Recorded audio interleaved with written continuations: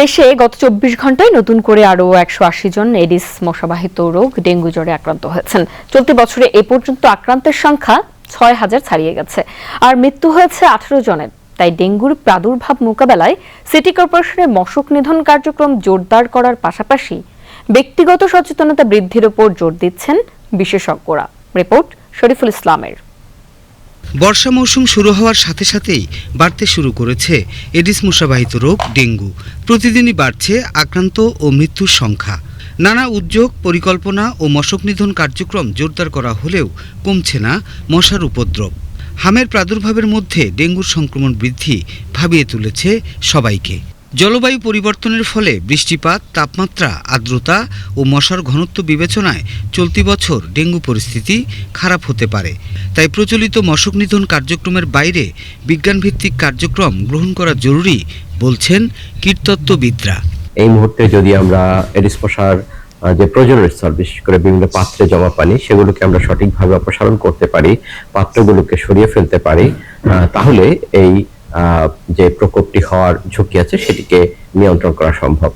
যদি প্রয়োজন হয়, আমাদের কীটনাশকের স্বল্পতা থাকে, সেই কীটনাশকের সরবরাহটাও এখন নিশ্চিত করা প্রয়োজন, যেন আগস্ট এবং সেপ্টেম্বরে 2টি মাস বেশ পরিস্থিতি খারাপ হওয়ার একটি ঝুঁকি আছে, সেই ঝুঁকিটি আমরা মোকাবেলা করতে পারি। ডেঙ্গু জ্বরে আক্রান্ত হলে অনেকেই অবহেলা করেন। রোগীর পরিস্থিতি যখন জটিল হয় তখন তারা হাসপাতালে ছুটেন। এমন পরিস্থিতি আক্রান্তদের স্বাস্থ্য ঝুঁকি বাড়িয়ে দেয়। তাই ডেঙ্গুর লক্ষণ দেখা দিলেই দ্রুত চিকিৎসকের পরামর্শ গ্রহণের তাগিদ বিশেষজ্ঞদের। কেউ ডেঙ্গুতে আক্রান্ত হন এবং উনি যদি কমপ্লিকেশনে ভোগেন, দেরি করে হসপিটালে নিয়ে আসা হয়। ফলে হয় কি, যখন বিভিন্ন অর্গান ড্যামেজ হয় তখন চিকিৎসকরা খুব বেশি করতে পারেন না কিছু, এবং মৃত্যু ঝুঁকি থেকে যায়।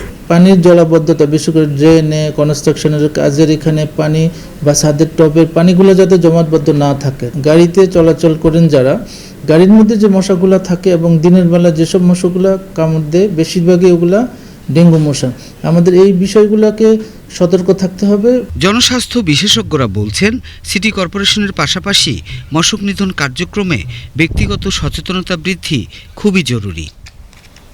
Shariful Islam, BTV news.